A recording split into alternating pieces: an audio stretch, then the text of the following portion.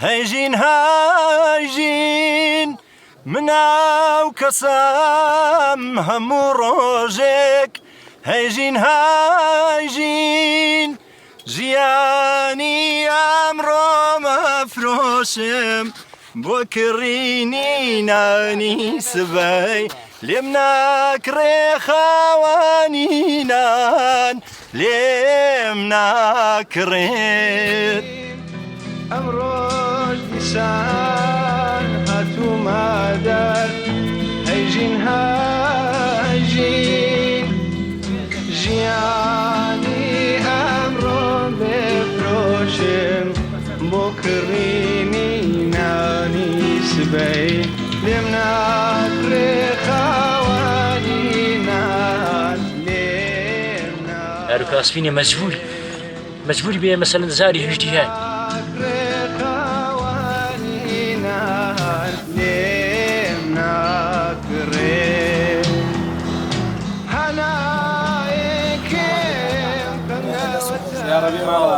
آدم فش قتل قاوي لم بانجادتي يخوارو زمسان كاولا بتلفزيون كوي تخوار هاو بفرلي حتى هاو بوجاك أشهد بالله وقت شو نسري يقراص سروچاو باو عزعنا مشكيا يعني وايلياتو بنازات ذات نموت مع شكل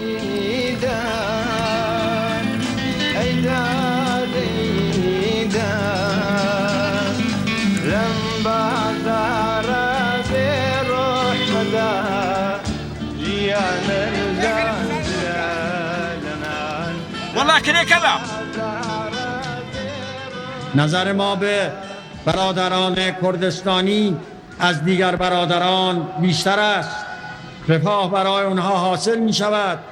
حوایج اونها چیزهایی که اونها میخواهند و مشروع است به اونها داده می شود.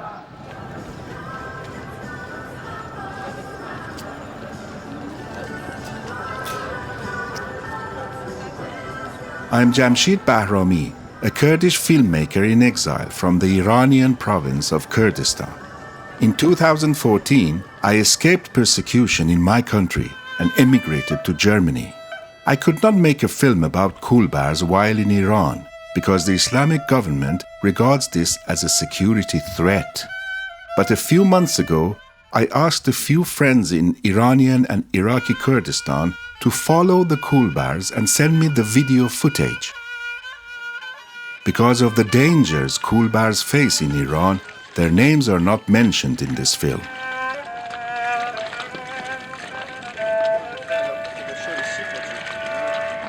أنا خليك يوم مشيت.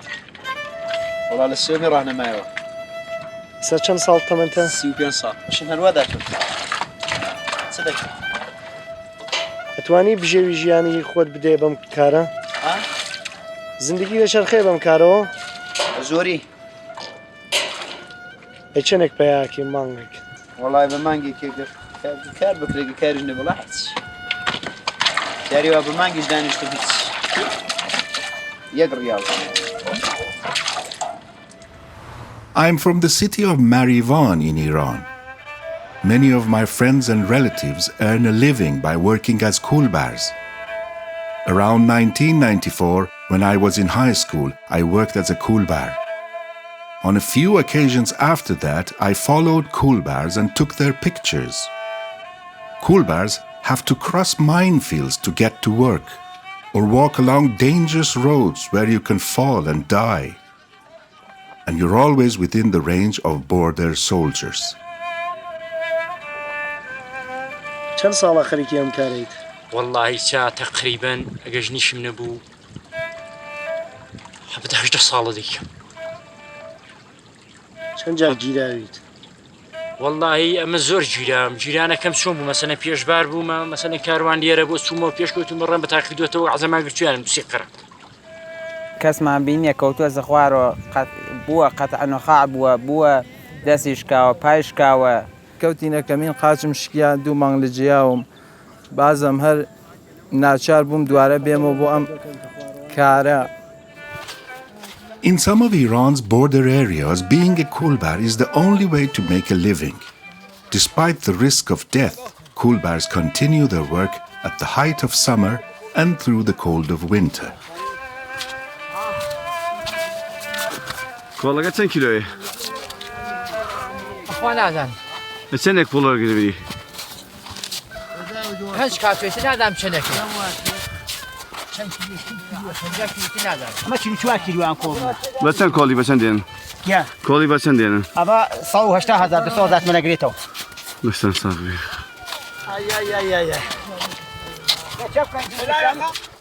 Filming Kolbars is illegal in Iran. Border guards and security forces have warned them not to talk to reporters. They're supposed to report journalists and photographers to the authorities.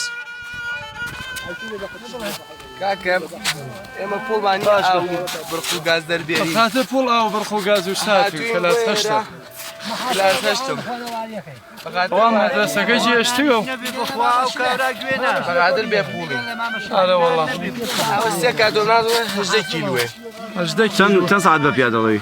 ساعت 3 شو چوینە ساعت 3 شو عايزك مسويره ساعت 12 نیمەڕۆیە ساعت یەکێ چەندێک پوڵ وەرەگرن لە بری؟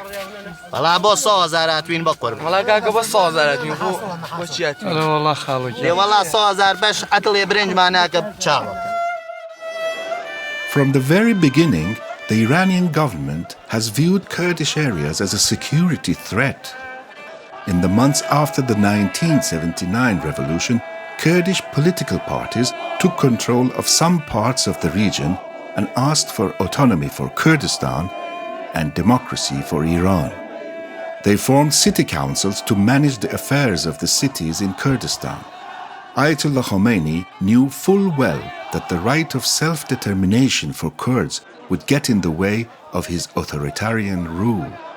So, from the outset, he ordered that the Kurdish people's struggle for self-determination be crushed. این توطئه‌گرهای در کردستان و غیر اون در صف کفار هستند. با اونها باید با شدت رفتار کرد. دولت با شدت رفتار کند. ژاندارمری با شدت رفتار کند. ارتش با شدت رفتار کند. اگر با شدت رفتار نکنند ما با اونها با شدت رفتار میکنیم. On August 19, 1979, Khomeini issued a decree against opposition forces in Iran's Kurdish areas. It became known as the Jihad Fatwa. It was an order to massacre thousands of political activists and ordinary people in Kurdistan. اینها میخوان کردستان را به تباهی بکشند. سران اینا قابل هدایت نیستند. اینها از یهود بری قریظه بدترند و اینها باید اعدام شوند و ما به امر خدا با اونها با شدت رفتار میکنیم و آنها را به همین زودی سرکوبی میکنیم.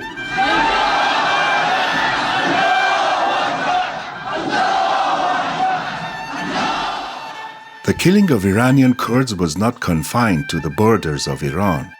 In the last 4 decades, the Islamic Republic has assassinated many Kurdish leaders abroad, including Abdul Rahman Qasemlu in Vienna in 1989, Sadiq Kamangar in Iraq in 1989, and Sadiq Sharafkandi in Berlin in 1992.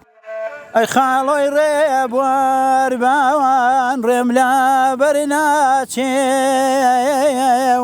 داخی غریبی خالو جان لدلم درناچیو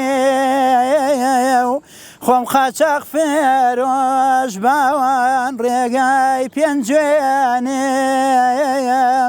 دەست هەڵگیری نابێم براتانە ڕژێ خوێنێم ئەی خاڵۆی ڕێبوار باوان خۆم نیش ڕێبوارێم Because Kurdish regions have been constantly regarded as a security threat, the government and the private sector have not invested much in these areas. Kurdish people in Iran have been denied many opportunities, and that has led to high unemployment and extreme poverty.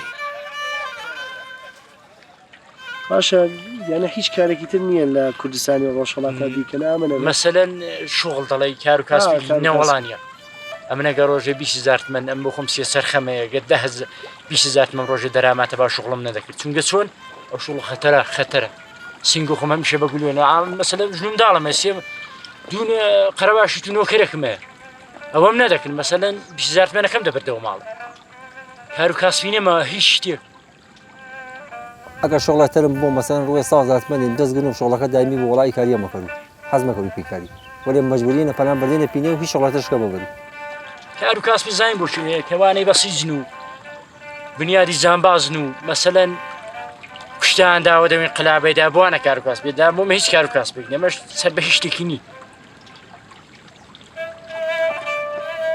جێگەگە نازگە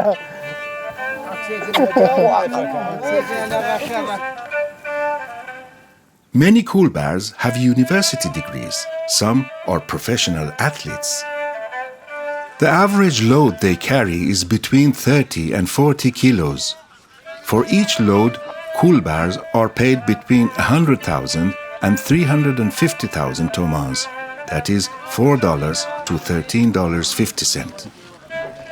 They are paid more for fragile or heavy items such as electronics or alcoholic drinks, refrigerators and washing machines. Those who carry lighter items such as cigarettes and diapers are paid much less. إصلاحات مهنية خواوكيلي بامخي كداكي خواوكي 150 زمان دابو كشام باش حفتيك لما تشتي وانا شفتك ما بولنا يجري لما رشتي بيني يا كيكي يا دودانا كيكي يا خيارك يا جنو شابه دوي شكولي ايش بخاطي نام بلا ام اين يخوين بمدي ام قناوه بدو ذات ما ندانش بيخوين لحيوات ترساجين باش كان مخواك خطرك الرتكي ام كاري كي زندگی تشرخانه دیانا كورونا والله حلازني انا وكواوز وزندگي كمان وزندگي كار چند مناڵەتەیە؟ 6 ما شاء الله مناڵەکانت چی ئەوانیش ئەم کارەیەکەن یا کاری ترە؟ بۆ نایاڵی و کارە بکەن؟ والله ئایندێکی نییە هیچ ئایندێکی نییە بۆ خۆشمان مەجبوری نیست کار و کاسب نییە بەخاتیەوە هێنایت پاچاقی شغڵ نییە کابران پێشکی ئەو نانەی کە وەری دەگیری پۆلی ئەو نانینە کە بۆ بانی بیباتە نانەوخانی پێوری ئیشە ئەگە دەوڵەتەکەمان هەو نییە دەوڵەتێکی دیکتاتۆرە دەوڵەتێکی عەداڵەت نییە دەوڵەتێکی خوێن مشە هیچ کار و کاسبێکی لە کوردستانی مەدانیە چا هەر ئەمەنە حەجەمەکەش هەر هاواری دێ تورکەش هاواری دێ قاچکەش هاواری دێ بێکاریە پوڵی مەش بە خۆدەزان هیچ ناکە ئەویش دە و گرانیدا دە و بەدبەختیدا دەناخۆ من مەزگورم مەسەلەن بە 500,000 ملیسنگی خۆم بگولی وێنێ ماڵم منداڵم ئاوارەکەمەوە حەزەمێکی خێڕی لە هۆی تەقەم لێ بکا بمژی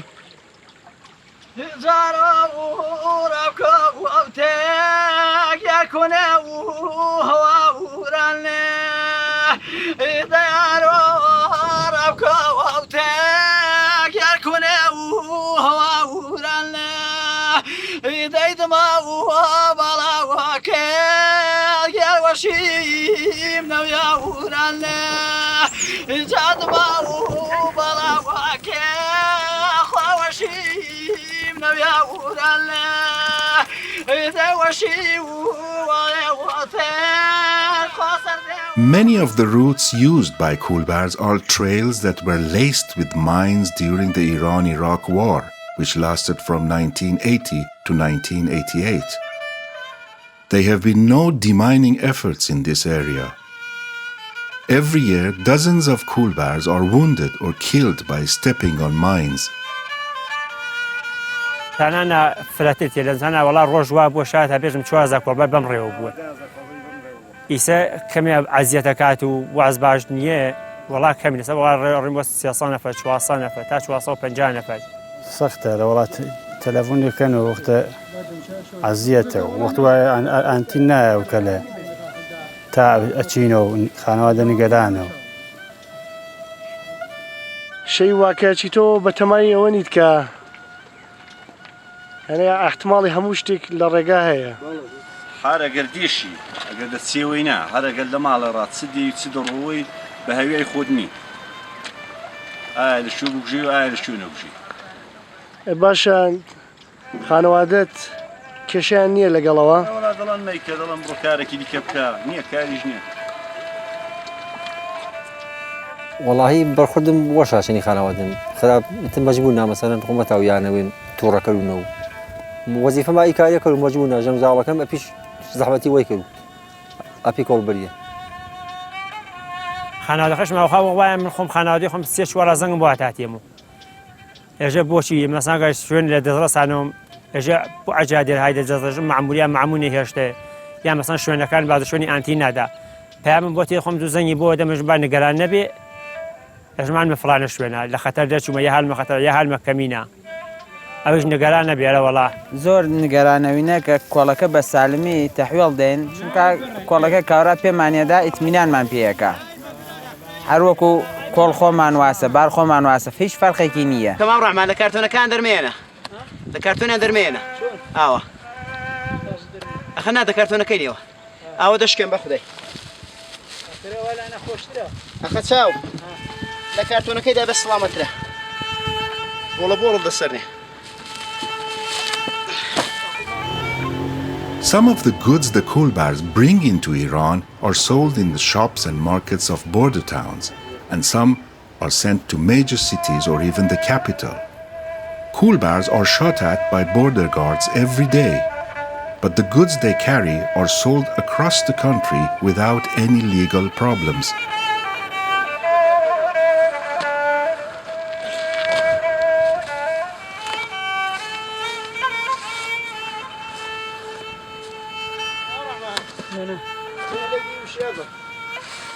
ئەم ڕەحمانەوە چەند کیلۆ قورسە و کارتۆنانە 15 کیلۆ دەبێت 15 کیلۆ هەدانێکی بەڵێ چەند ساڵە خەریکی هەمیشەی ماوە ڕەحمان هەلا تازەم دەست پێ کردوتەوە تەنها لە مێژە تازە لە زیندان بەربوو هەر بە جورمی ئەمە گیرابووی چەند ساڵ حکمیاندا بوویت 2 ساڵ و مانگێک جەریمە شتیان نەکردی فەقەت چەندە جەریمەتیان کرد لە 600 بارەکە خۆی بای چەندەیە بوو ئی خۆم نەبوو کرێبار بوو کرێبارەکەی چەندەیە بوو کرێبارەکە 100,000 بوو بۆ 100,000 1 ملیۆن و 600 دینار 600,000 تمەن جەریمەتیان کرد 2 ساڵ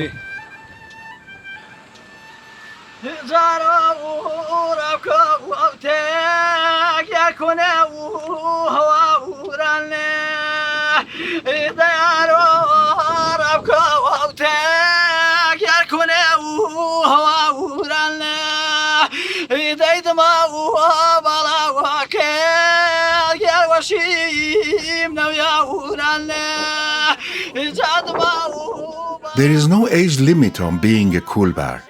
Boys as young as 12 and men as old as 75 carry loads across the border. Sometimes women work as Kolbars as well. In 2019, the image of a 14-year-old Kolbar who had frozen to death shocked the world. Child Kolbars are the most vulnerable to freezing or falling down the mountains. Some Kolbars who are better off have pack animals and can transport bigger loads using horses and mules. The animals can suffer the same fate as their owners in the border areas. بۆیەژی بە قوربانە بووم بۆیەژی بە قوربانە بووم برادا کاسپی وێ دەی خۆم نانی وێ چۆنی بە قوربان نەبوو وەڵا بۆم لە هەموو شتێکی عەزیز کرد خۆمەوە دەست نەداوە دەکەی منی کەوتوم نەگیرام هەڵاتم لە وڵاکەم گوشدا بۆ خۆم بردەست حەزەمان نەداوە نەکەوتومەتە زیندانە تا ئێستا چەند ئەسپیان چەند وڵاتیان کوشتووە وەڵڵای تا تالحان بۆ خۆم وڵاغی خۆم هەبووە تالحان دە وڵاغ 12 وڵاغم لێ کوشتاوە تا ئێستا بینیوتە بە خۆت ئەم وڵاخانە بکوژن ئارێ وەڵای بە چاوی خۆم دیوە بە چاوی خۆم دیوە وڵاغێن ئەوە لەدارە بە سۆبەت فنگی لە سەریانداوە ئەوە بە سویانەتەوە مەسەلەن دوو وڵاغ سێ وڵاغێن تێخستووە بە فنگی لێیانداوە بەس لە The Islamic Republic brands Kolbars economic saboteurs and smugglers. Border guards are allowed to shoot at them directly. از ارتفاعات و دره‌ها در نیمه های شب این حرکت میکنه. ما به عنوان مرزبان مسئولیم اینو کنترل کنیم. اگر کنترل نکنیم باید پاسخ قانون باشیم. کوله‌بر نیست. این اصطلاح بدی افته که به این میگن کوله‌بر. این قاچاقچیه. این مخل امنیته. For years, officials of the Islamic Republic have denied the guards shoot freely at Kolbars. But images of Kolbars murdered by guards posted on social media have forced the government to respond. Protests against the shooting of Kolbars intensified to the point that Supreme Leader Ali Khamenei had to react. من مرادم از قاچاق پلون کوله‌بر ضعیف بلوچستانی نیست که حالا میره اون طرف یه چیزی رو برمی‌داره با کول خودش میاره این طرف. اینا که چیزی نیست. اینا اهمیتی نداره. با اونا مبارزه هم نشه اشکالی نداره. Despite claims to the contrary by government officials, the Kolbars continue to be arrested and shot at. They insist the guards open fire on them intentionally without warning. لم سروا قتل جاي بيجي معمول تيبو ريجي بو كمين الرابط وتعال عالم السينة فرشوانا فريش مدقل قشداو اعتقد كمين بدل ضروري نخاف اللي دداو تحكيوي كمين تنيجي نزامي بون حنيجي نزامي بو انا كيف شانا بو هاد بو ايه والله استيدم هالدي وليادة بيتوا اواج نخاف اللي ددا اوه حلوة تقتل ليك ازدان ده قرر دانيا هو كردي ازدان ده قرر دانيا صعب باركن هاد بتي والله اخو عثمان محمود بوشراو عثمان محمود شهاب بتي والله وي بيت اصلا ساء محمود نود انا اقول له انا على ويداو لحيف يبرينك هندي اواكر بو هندي اواكر بدصيقات جنازه كان برده اواب حتى بدصيق في القلب رب خداي جهات معنوی خدمت به خلق الله است، خدمت به انسانهای محروم است و امیدوارم که توجه داشته باشند که به این مستمندان که ولی نعمت ما هستند رسیدگی کنند و کمک کنند تا اینکه ریشه این محرومیت انشاءالله از بین برد و همه افراد این ملت یک زندگی متوسطی که باید داشته باشند مناو كسام همو روزك هايجين جياني امرو مفروسم بوكريني ناني سباي لمناك ريخواني نان لمناك ريخ